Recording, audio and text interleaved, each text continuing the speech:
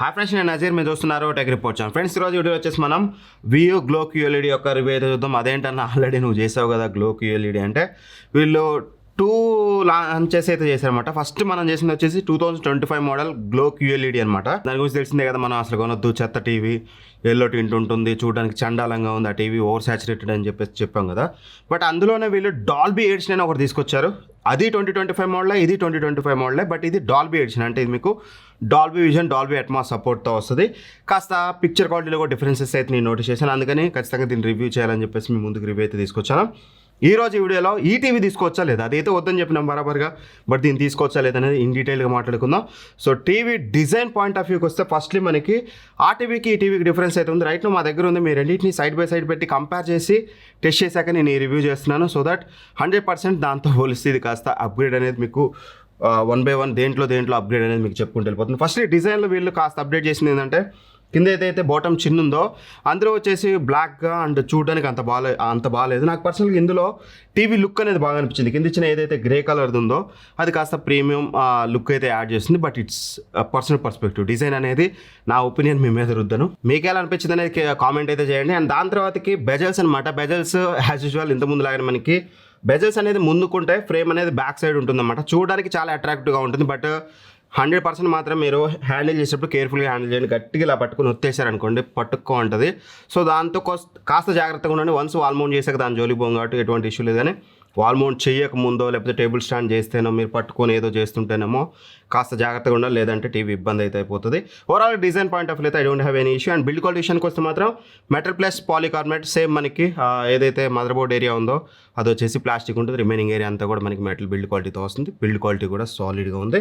And ఇక ports విషయానికి వస్తే అన్ని పోర్ట్స్ ఉంటాయి. మనకి 3 HDMI పోర్ట్స్ ఉంటాయి, హిఆర్ సపోర్ట్తో వస్తుంది. అండ్ దాంతోపాటు మీకు USB పోర్ట్స్ 2 అయితే ఉంటాయి. బట్ సైడ్ బై సైడ్ ఇచ్చారు, పైన కింద ఇచ్చుంటే బాగుండేది. అండ్ ఆ తర్వాత మీకు remaining ports LAN, antenna, optical ఇవన్నీ యాజ్ యూజువల్గా ఉంటాయి. దాని గురించి ఎక్కువ డీటెయిల్గా మాట్లాడాను నేను ఆల్రెడీ ఆ వీడియోలో చెప్పాను కాబట్టి. అండ్ ఇక రిమోట్ కూడా యాజ్ ఇట్ ఈస్ అనమాట. రిమోట్లో మనకి డెడికేటెడ్ వాయిస్ అసిస్టెంట్ బటన్ ఉంటుంది.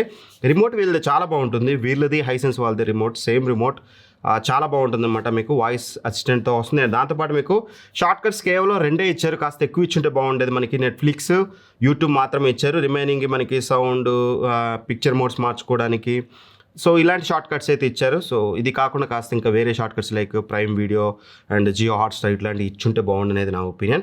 బట్ యూనిక్ థింగ్ చేసింది ఏంటంటే, మనకి ఇందులో డెడికేటెడ్ వైఫై బటన్ ఇచ్చారంటే సింపుల్గా మనం ఎవ్రీ టైం ఓ కంటెంట్ చూస్తున్నాం అనుకోండి, సెట్టింగ్స్లోకి వెళ్ళాలి, వైఫై చేంజ్ అవ్వాలంటే మనం ఏం చేస్తాం, హోమ్లోకి వెళ్ళి సెట్టింగ్స్లోకి వెళ్ళాల్సి వస్తుంది. అక్కడ నుంచి డైరెక్ట్గా వెళ్ళాం. సో దట్ ఇక్కడ మనకి డైరెక్ట్ వైఫై బటన్ ఇచ్చారు. దాన్ని క్లిక్ చేసి మీరు డైరెక్ట్గా వైఫై నెట్వర్క్ చేంజ్ చేసుకోవచ్చు కావాలంటే. అండ్ సెట్టింగ్స్ బటన్ కూడా డైరెక్ట్గా మనకు ఒక డెడికేటెడ్ బటన్ అయితే ఇచ్చారు.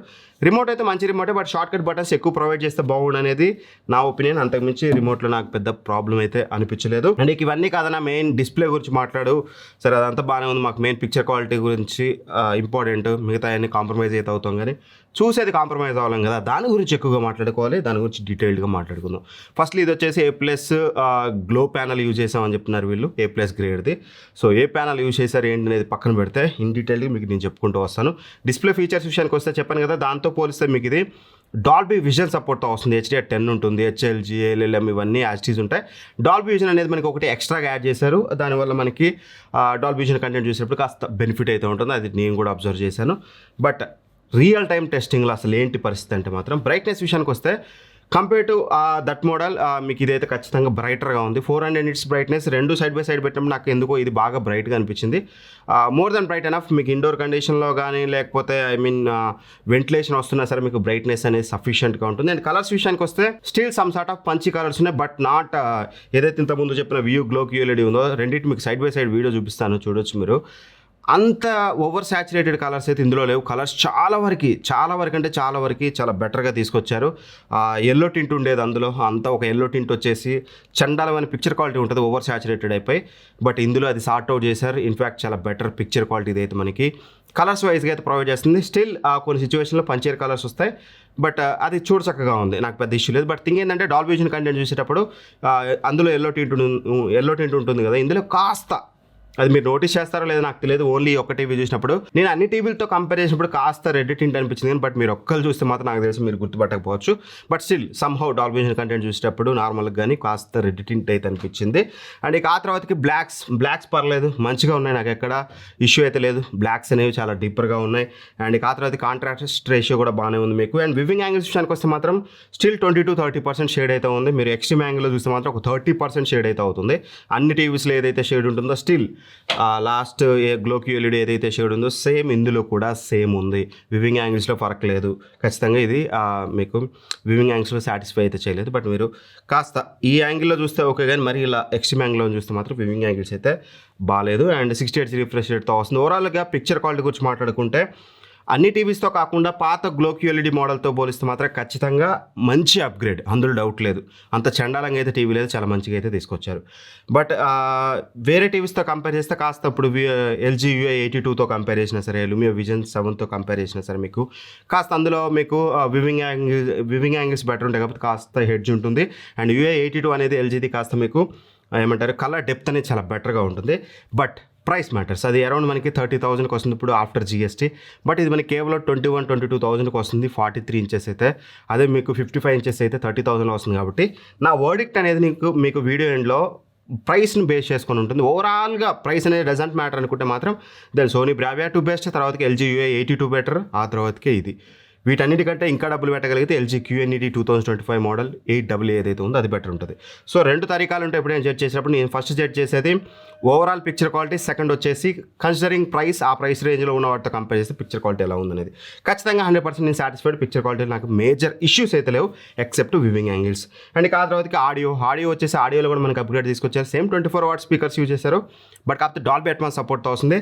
అది క్లియర్గా నాకు డిఫరెన్స్ అయితే అర్థమైంది. సో ఆడియో వోకల్స్లో నాకు పెద్ద మేజర్ డిఫరెన్స్ లేదు.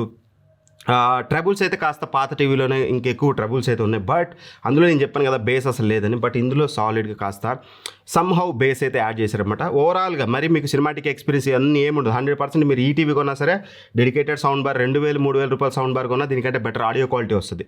బట్ స్టిల్ కాస్త సీరియల్స్ ఇట్లాంటివి చూడడానికి కంపేర్ టు ఓల్డర్ మోడల్ కాస్త మీకు సౌండ్ క్వాలిటీలో లిటిల్ బిట్ బేస్ అండ్ ఆ సౌండ్ క్వాలిటీ అయితే నాకు బెటర్ అయితే అనిపించింది. డాల్బీ అట్మాస్ సపోర్ట్ అనేది మనకి అక్కడ కాస్త డిఫరెన్స్ అయితే తీసుకొచ్చిందని అయితే నాకు అనిపించింది. అండ్ ఆపరేటింగ్ సిస్టమ్ విషయానికి వస్తే మాత్రం ఇది వచ్చేసి గూగుల్ టీవీ OSతో వస్తుందన్నమాట. అండ్ వీళ్ళు VU ఆన్ ప్రాసెసర్ యూజ్ చేసాం, సూపర్ ఫాస్ట్ ఉంటుంది అవన్నీ చెప్తున్నారు. పర్లేదు, మేజర్ ల్యాగ్స్ అయితే లేదు. మీరు స్క్రోల్ చేసేటప్పుడు ఇవన్నీ కూడా మీకు ఆరామ్సే బాగానే స్క్రోల్ అవుతుంది. ఇక్కడ మీకు లైవ్లో ఒకసారి చూపిస్తాను నేను.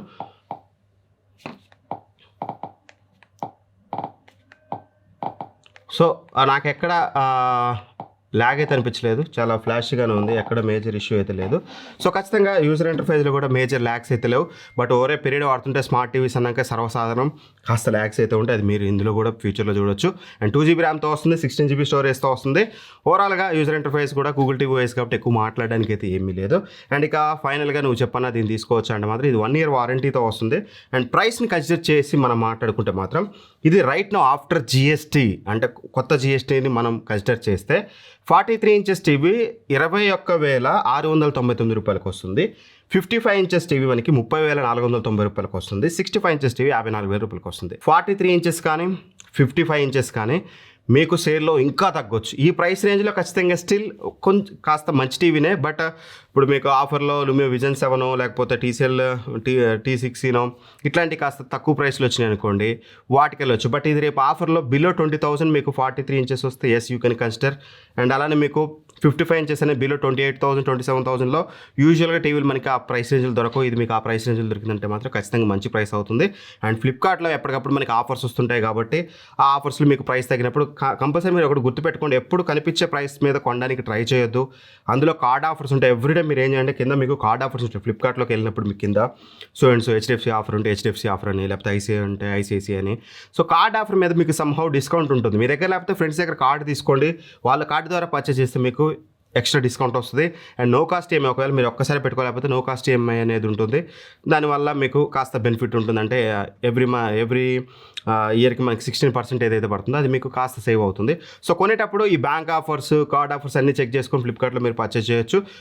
దీని యొక్క లింక్ అనేది ఫ్లిప్కార్ట్లో సేల్ చేస్తున్నారు కాబట్టి ఇక్కడ మీకు ప్రొడక్ట్స్లో ట్యాగ్ చేసిన అక్కడ నుంచి చెక్ చేసుకోండి. అడికెళ్ళి కంపల్సరీ మీకు ప్రొడక్ట్స్లో అన్ని ఇంచెస్, అన్ని సైజెస్ అయితే పెడతాను. అండ్ అలానే వీలైతే డిస్క్రిప్షన్లో కూడా లింక్స్ ఇవ్వడానికి అయితే ట్రై చేస్తాను. సో మీకు ఎలా అనిపించింది ఈ టీవీ అనేది కింద కామెంట్ చేయడం మర్చిపోద్దు. Thank for watching. Bye bye. జై హింద్.